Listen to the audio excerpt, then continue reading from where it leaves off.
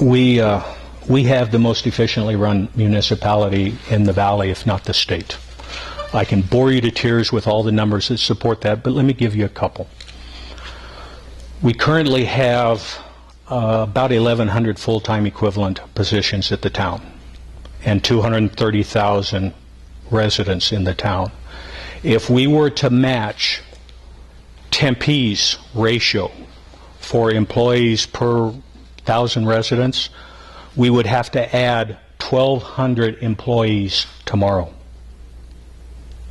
Now, I don't know if we want to say that Tempe is a well-run city and we should match that, but our per capita ratios are the lowest anywhere.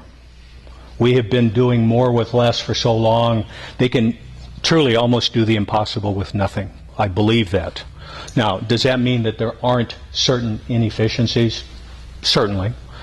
But that's part of what this strategic planning and strategic budget process is coming forward with.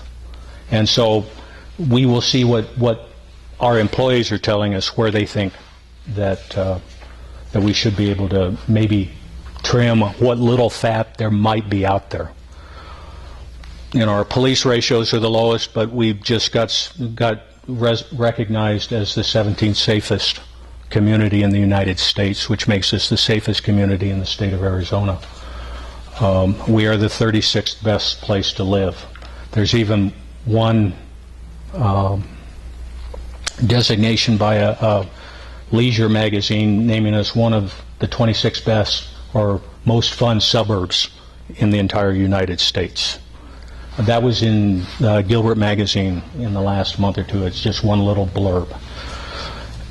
So to me, we all moved to Gilbert for the schools, the great streets, the safe neighborhoods, the great parks. And at this point, that's really all that we're doing.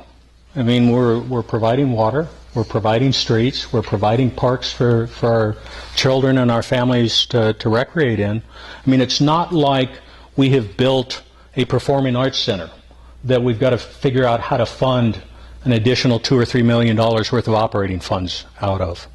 There just aren't those things in Gilbert. We've never had enough money to be able to afford those kinds of luxuries.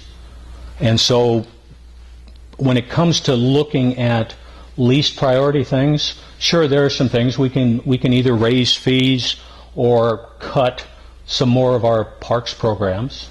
But if we cut out every single park program, not the parks, because I won't cut the parks. That's hundreds of millions of dollars worth of assets, and if you cut out, you know, watering the grass and watering the trees, if you think that you know, the whatever is affecting people not coming to Gilbert, turn all of our parks brown and let business owners and people driving by them say, why would I want to live here if they aren't even willing to maintain their parks? But if we took and cut out all of the parks programs, that would save us about $2.5 million. And I think that would affect all of those national rankings. It would affect the reasons why people move to Gilbert. We have the lowest tax rates, both sales tax and property tax, in the valley. We are doing all of this as inexpensively as possible. So as we go through this, there are going to be some areas, but there's not